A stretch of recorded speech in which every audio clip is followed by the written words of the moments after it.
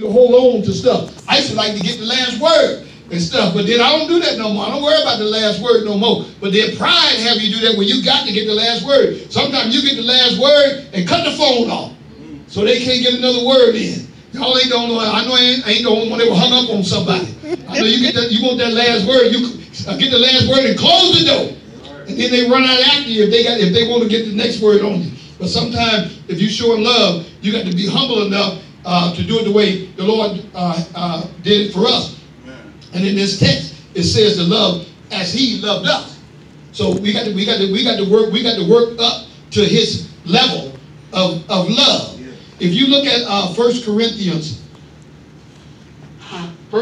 13 and 13, and it says, and now abideth faith, hope, charity, these three. But the greatest of these is charity. I thought the greatest of these is charity. Now, when the Lord is saying, I don't care how gifted we are.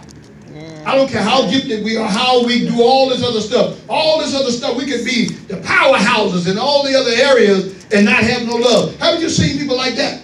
I remember a church, and not here in California, in Chicago, and my wife knew the church. And man, I was in trouble one time, and I was going to go to the church to get some help. And that pastor's wife, she caused me not to come to the church. She put a bad taste in my mouth. She talked to me like a dog, man. I mean, I said, this lady can't be saved. Come to find out later on, she had some issues. Some other people told me, y'all know a big-time bishop's wife. Big time. Back then, they closed the gate at 8 o'clock. So you don't get in the church because it's a bad neighborhood. 8 o'clock, the gate is closed, you don't get in. And I was in trouble. And I called for help. That woman, man, got through whooping me down. I said, ain't no way, if you was the last church in town, I wouldn't go to it. After she talked to us, I said, you can't be saved. Well, she had all the other apparatus, but didn't have no charity. She didn't have no goodwill toward others. There was no goodwill toward others. You got to have goodwill toward others. You can have goodwill toward others and still be struggling. You're in a struggle. I want to do something to help them, but I don't know how to help them. Amen. You know, I want to fix this situation. I want to try to find out how can we get to the bottom. Sometimes you try to get to the bottom. I want to talk to you. I don't want to talk now. You willing, but you got to have somebody in agreement with you to work it out. But then you still can have it in your heart where you're willing to love them in spite of how they feel. Goodwill toward others. Some church folk don't have no goodwill toward others. It's hard for you to treat people bad when you got goodwill toward them. It's hard for you to dog them out and beat them down and walk them down if you got goodwill toward them. And it's love of humanity. You got to have love of humanity. Then you got to be helpful. Some folk don't have no helpfulness about them. They don't want to help anybody. It's all about them and nobody else. If things are flowing fine for them, then they're not concerned about nobody else. Right. But you got to be concerned about other folk. That's the thing. The Spirit is going through the land right now, where a lot of the preachers are not concerned about anybody else but themselves. But you got to be concerned about the well-being of other folk. That's why when this brother said he graduated from school and he got in school, man, I was so happy. You know, you got to be happy for other folk. You got to be happy for the brother that he can make something for himself and do some stuff for himself and get his blessing. But sometimes folk have allowed the envious spirit to get in them. Amen. If God is blessing you, the same God that blessed you is the same God that loved me. Amen. And God has no respect to person. Sometimes it's like the merry-go-round. You got to wait your turn to get your ride. But your ride is coming if you stay in line. You know, you go to these big theme parks, and man, you got to wait a long time to ride on some of that stuff. And that's why I can't see paying no $100 and go in there and be waiting. You get 7 rides for $100, maybe 118, 7 rides. I'm saying, no, I ride y'all around in the car for that. But you know, that's too much money. And I said they should let folks like me in who ain't gonna ride just to walk in, and I'm gonna buy some juice or something, some food, a hot dog or something. And I'm gonna buy some of that. Yeah. But they want to charge me that just to walk in there. And see, but if you wait your turn with God, your turn is going to come around. Amen. But then I believe that God bless some people and not others at some time, because it's just a test for you to see if you can rejoice with other folks when they're rejoicing. Amen. You got to be able to weep with them when they're weeping. That means you got compassion toward them. You can feel the struggle that they're going through. And you got some compassion in you for other folk. And then you got to be able to rejoice with them. Some folks go there and say, well, you got yours, but I don't have nothing. That's the wrong attitude. That's the wrong attitude. That well, he blessed you, he didn't give me one, and I've been coming to church longer than you. But that don't have nothing to do with it. Your attitude got to be right, and you haven't positioned yourself to get the blessing. Because even if God gave you that blessing, there's some other stuff in you that's not right. That's right. So God got to fix it when you can be happy with other folks. I thank God I've seen so many folks get blessed and come through and get all the blessings. And I say, praise the Lord. They come show their stuff. I go to their house and they got their swimming pool and all their stuff in there. And man, I had a car to sleep in. And I say, praise the Lord. God has blessed you. And I don't hold nothing against them. I thank and praise the Lord for them, because the thing about it, what you go through, you never know where God is taking you. So maybe God got to develop you more in areas that they not going in. Some of these people, they wasn't doing no ministry and wasn't hardly coming to church and well wishing, but they were being blessed and stuff. But that was the level that they were going through. But then if God gonna use you in other areas, you're gonna have to be pressurized.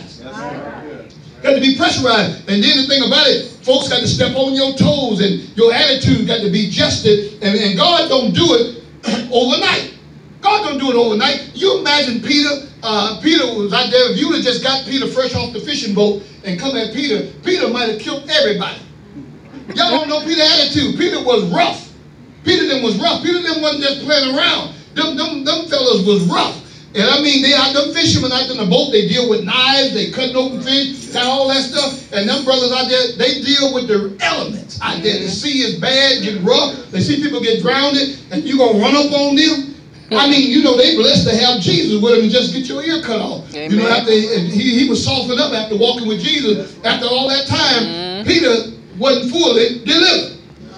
Because that was tucked away in him somewhere. Some folks think that the devil just made that come out of him that day. No, that was tucked away in him. That's just like the folks in their house and get in there and go to hollering and throwing skillets. That was in you already. But then the heat just exposed it out of you and brought it to the level. Because the reason why I know that, because after you've been in the church so long, and I had this happen to me, I couldn't even find my street credit card. Somebody did some stuff to me, they flipping me all off. I couldn't even find my street credit card. Y'all know what I'm talking about? That street anger, that stuff you have, that malice that you have in the street, you couldn't even find it. I started laughing. And I had road rage so bad, I drive so far, you could never park your car. Because you thought I was going to do something to your car. I'd just be driving every street you turn, I'm on. Right behind you. I mean, I had it bad. I asked the Lord to help me. I said, Lord, help me. Help me. I'm saved. And I had the Lord help me, because I had it in me, that road rage. I was doing it. But I started smiling. But you know, Lord allowed it to keep happening until the Lord delivered me. They cut you all off. I just, you'll be driving. I didn't do nothing like that. So and one day I couldn't find it. I said, where's all that anger and stuff that was down in there and stuff? I mean, because you won't have it. And then if you do say something, you don't sound like the place. That's right. You don't sound like it. It's like, oh, no. They don't believe you no more. You don't even sound like it. You shouldn't look like it. You know, because God changes you. So over a period of time, God work on you. So you don't get it all overnight. You don't have the love of God like that overnight. You just don't have that in you. You come out of an environment where you got hatred and all that. You just don't have it overnight. And the Lord work on you. You know, he over time, he changes you. Everything around you changed. In the environment, the people that he put you around. I mean, I used to have so much slang in me. Everything was right off the block. Everything for shizzle and nizzle. Everything right off the block. I mean, in church, but that boy ain't saved. I'm like, man, that's all we've been saying that on the block. I mean, then you get in the church and he ain't saved. Then after a while, God put me around y'all and y'all saying, praise the Lord. God is good. He's an awesome God. I mean, then after a while, you start saying that. Then the guy say, man, where that boy come from? He ain't one of us. Because God has changed you over time. And God changed them disciples over time, that even them boys that had the papers knew that them disciples was bad. Because they've been hanging out with Jesus. They knew something had happened to them to change them because they went hanging out with Jesus. There's no way that you can hang out with Jesus that he don't change you. That's right. And then he is putting out love. He loved, his whole thing was love, and then we're supposed to have love. 1 Corinthians 13:1 is a point of 13:1. Let's read that before I go to this other one. 13:1. He said, though I speak with tongues of men and of angels and have not charity, I am become as a sounding brass or a tingling cymbal. You know, all the other stuff, if I don't have love, so I'm start thinking about that. Forget all them gifts. Forget how much I do all this stuff. I got to find out how I can love people. I mean, that's really what it boils down to. I mean, all these guys, we manage all this stuff. Oh, man, they preach good. They hate everybody. That's right. Can't get along. I mean, I seen preachers preach, and this brother Carter come to Sweet Home. Ella Carter, y'all see? He was running revival at Sweet Home. Ella Macklin had to shut that brother revival down. He was over there in Barker's motorhome with a woman in Oakland. Ella Macklin shut the revival down. That brother carrying a 45 at Sweet Home. Me and Vinegar was out there, and he go, don't walk up on me like that, young blood. Man, he know we young ministers, and he show blow with his big old 45 in the parking lot. Don't walk up on me like that, young blood. Got his suit on in the parking lot. I said, Carter crazy. Ella Macklin shut it down. Carter didn't have no love. Yeah. Mean as a battle of rattlesnake. Brother preached me, talked me. He said, just talk to everybody. I mean, I'm like, that brother ain't got no love. You could be one of the greatest evangelists in the world, but you got to have love. That's right. And kindness. I mean, you can tell them old mothers will cut you up in love. Yes, love. They come cut you off, baby. Come on over here. Hadn't seen you in so long. Don't let the devil get you. That's right. My mother just heating you up. What you been doing? You been hanging out? Put your arm around. Come on and give mother a hug. Don't let the devil get you now. I mean, all of them, they work all up in your business. And if folk can't take nothing now, I was here. I mean, trying to defend yourself. Even if we were here, we talk to them different. Yes. Because of respect for them. That's right. Their age and all that. I'm not going to correct you. Even if you're wrong and you wasn't here. Because somebody wasn't there and I was there. And then one of the old mothers would say, oh, girl, he was here. You know the night you missed. Oh, okay. But then we show love. And I thank and praise the Lord because I knew that the mothers loved me. Amen. They was able to tell us all kind of stuff because they love. So the church can't lose its love. So though I have all these other gifts, have all this other stuff and don't have the love of God, that's the main thing. Even if we try to correct folk, we got to do it in love. We got to have love. They got to know that you love them, the reason why you doing it. You know, I remember my uncle, he preached all the time and he beat everybody. And I run one time and he got me at the house though. Invited us over about 2 weeks later because he was man don't forget that. And told me up there, brother, grab your arm. He was kind of big man, couldn't run fast. He started beating all of them. I'm like, brother had to chase me, man. He couldn't catch me. But he got me later on. But the way he beat you, he quotes scriptures. And he tell you, I love you. Tearing you with that big love. Yes, Lord. I'm like, brother, you love me, but you putting webs on me. You know, you love me, you putting, you beating everything up in there. That brother beat you. That brother tell you that big brother, boy, he lights you up in there. So he invited us over to his house to eat, and that brother be cooking fish, everything. I mean, frying catfish, all kind of stuff, man, over there. So we like to go over to his house and eat. So I said, oh man, it's about 2 weeks, I forgot all about the stuff running. When everybody else got whooped.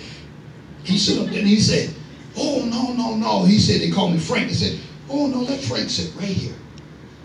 I said, right there. Big plate. I said, ooh, more fish on that plate right there. Well, I'm getting the fish fried. Brothers fattened me up for the beat down. Brother say the prayer. When we said prayer, that brother put his hand, like they hold hands on the table. That brother put that hand on my wrist. It was over. Brother lifted me up at the Lord's Supper. Brother told me up in there, but I said, brother, love me. And I said, I know he loved us, and that was one of the father figures that we had in our life, but he told you up.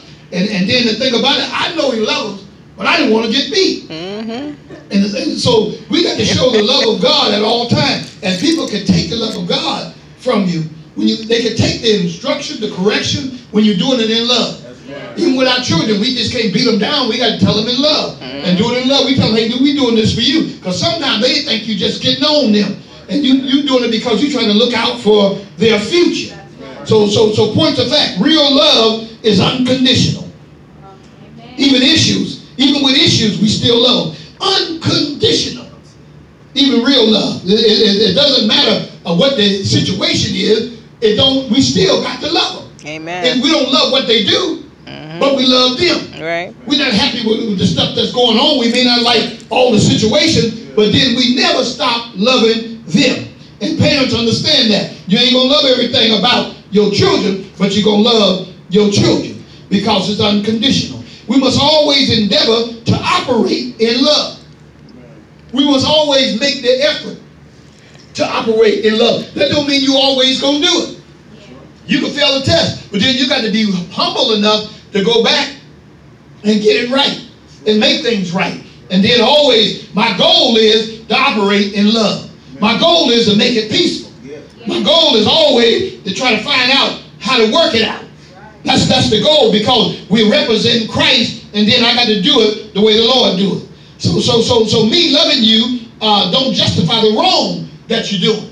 Sometimes folks think, well, I can't love you because that gonna mean I'm in cahoots with you. No, that don't mean I love you, but I don't love the wrong. You can love folks and they don't love the wrong. See, and the Lord loved us like that, because in Romans 5 and 8, is that somebody at the door? Yes. Romans 5 and 8, it says, but God commended his love toward us, in that while we were yet sinners, Christ died for us. While we were yet sinners, God loved us even when we didn't deserve his love. That's why I tell folks, the Lord came and showed his love even though we were sinners. We weren't even doing right. We had walked away from him. We turned our back on God. I mean, and you think about even yourself. Man, all the bad stuff I did about the church, hated the church, talked about preachers. I mean, maybe that's why God made me a preacher, because I talked about them like a dog. As a matter of fact, the week before the Lord saved me, I was trying to fight the preachers in a fist fight in front of Clark's store. We were shooting dice on the sidewalk, and the church come down marching with banners. Sweet Home had big old banners. They marching, and I'm on the sidewalk. And they were disrespecting to me, because they just march. They can go in the street and they just walking through people backing them off the dice game. And I said, you let them ends come step up on my money. So and that brother come out and said, so man, why don't you walk